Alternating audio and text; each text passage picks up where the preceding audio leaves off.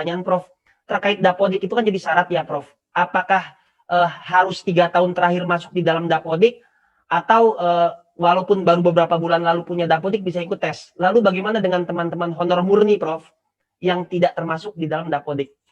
Gimana itu Prof terkait syarat Dapodik? Kalau terdaftar di Dapodik itu wajib.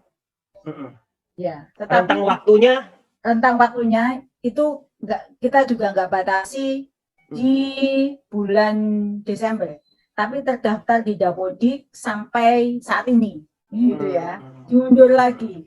Tapi kalau untuk rentang waktunya, kemarin dari Kemenpan itu ada persyaratannya memang Mas.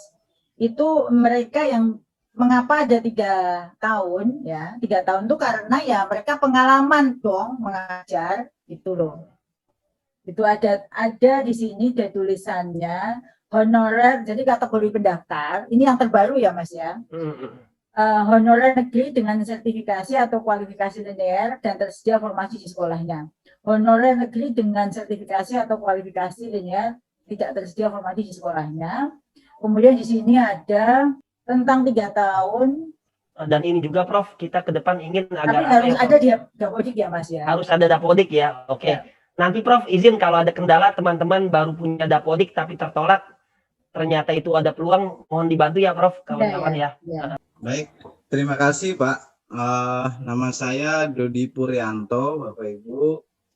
Saya dari SMA 70 dalam hal ini mengajar di sini, namun Dapodik saya itu masih di SMA 69, saya masih terdata di sana. Hal ini dilakukan karena yang pertama CPNS itu di pelajaran saya geografi itu masuk sehingga saya tidak mendapat jam.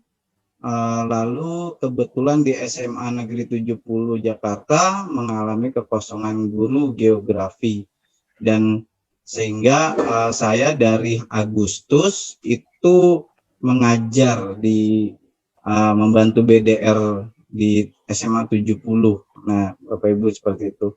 Tapi Dapodik saya masih di SMA sebelumnya, lalu tidak ada formasi P3K, dan saya sudah tidak ada jam lagi gitu. Nah, ini saya sedikit khawatir untuk Bapak Ibu, kira-kira proses perpindahan saya ini ketika masih peralihan seperti ini membahayakan atau tidak dari segi ya kayak tadi kan tahap 1 kan untuk guru di sekolah tersebut pasti dibuktikan dengan Dapodik. Dari Agustus hingga saat ini Bapak Ibu saya belum bisa pindah Dapodik gitu ya, jadi masih merangka menunggu gitu ya, menunggu dan lagi mengusahakan. Nah, apakah saya bisa mengikuti tahap 1 di sekolah yang saat ini saya mengisi kekosongan? Di sini ada formasi P3K di pelajaran saya, atau tidak, karena Dapodik saya masih di SMA yang sebelumnya gitu. Saya lagi dalam rangka pengurusan. Nah, jadi seperti itu pertanyaan saya. Kalau kondisinya ini saya tanyakan karena beberapa guru ada yang seperti itu, Bapak Ibu. Iya. Ya, Pak Dodi, pertanyaannya sudah tertangkap, Pak. Oke, terima kasih, Pak. Oke, terima kasih ya. Oke. Prof Nunu, silakan jika ingin langsung dijawab. Jadi kalau seperti Pak Dodi tadi, itu ya di Dapodik datanya dia bisa ikut di tahap 1. Dia kan gurunya di sekolah negeri. Tapi formasinya ya di sekolah yang sesuai dengan Dapodiknya. Kalau di Dapodiknya tidak ada formasi, Pak Dodi bisa milih formasi yang sekarang dipakai. Dengan catatan itu nanti akan banyak yang milih di situ. Nanti akan di ranking skornya. Tapi yang pasti bisa ikut di tahap 1.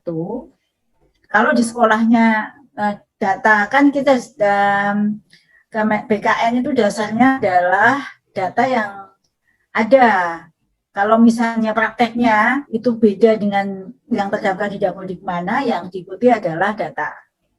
Jadi kalau data di SMK 1 misalnya, di SMK 1 tidak ada formasi, ya Pak Dodi bisa daftar, milih di formasi lain, di sekolah lain.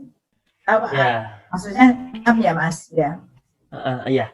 Ya, Prof. Nunu. Jadi bisa ya, yang penting masuk di Dapodik. Nah, nanti tinggal dilihat aja betul data Dapodiknya kemana, apakah sudah mutasi ketika pindah atau masih menggunakan yang lama. Nah, gitu Mas Dodi ya. Saya pikir jelas. Sekarang Bu Heniantini, silakan. Terima kasih Pak Sumardi. Assalamualaikum warahmatullahi wabarakatuh. Terima kasih atas kesempatan yang diberikan. Untuk saya di sekolah SMA 30 itu tidak ada formasi. Sementara saya melihat formasi lain itu hanya ada satu di sekolah SMA dan sisanya itu SMK. Itu formasinya hanya 32. Kemana saya akan apalagi nanti misalnya di tahap 1 saya tidak bisa lamar di sekolah saya. Tahap kedua mungkin nanti akan bersaing dengan sekolah lain. Cuman formasinya itu hanya sedikit, hanya 32. Bagaimana kami menyikapi hal tersebut, terutama untuk guru-guru sejarah. Terima kasih Mas Umar, Prof. Nunu. Misalnya di kesempatan 1 itu ibu bisa mendaftar di sekolah lain. Ya, sekolah lain nanti direbut itu perebutan. Nah, nanti kesempatan 2 masih bisa lintas sekolah. Ya, misalnya di DKI itu ada berapa kabupaten, Pemkot, Provinsi DKI, masih di lingkungan kabupaten itu. Seleksi ketiga, lintas kabupaten dalam satu provinsi.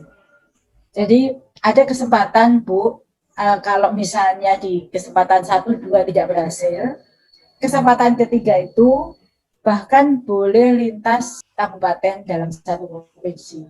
Jadi provinsi DKI itu bisa lintas mana? Misalnya provinsi Sumatera Barat bisa kabupaten mana saja.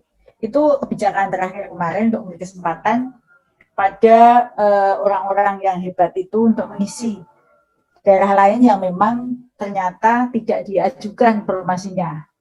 Ada formasi tidak ada gurunya, gitu loh. Itu supaya terisi oleh Bapak Ibu guru.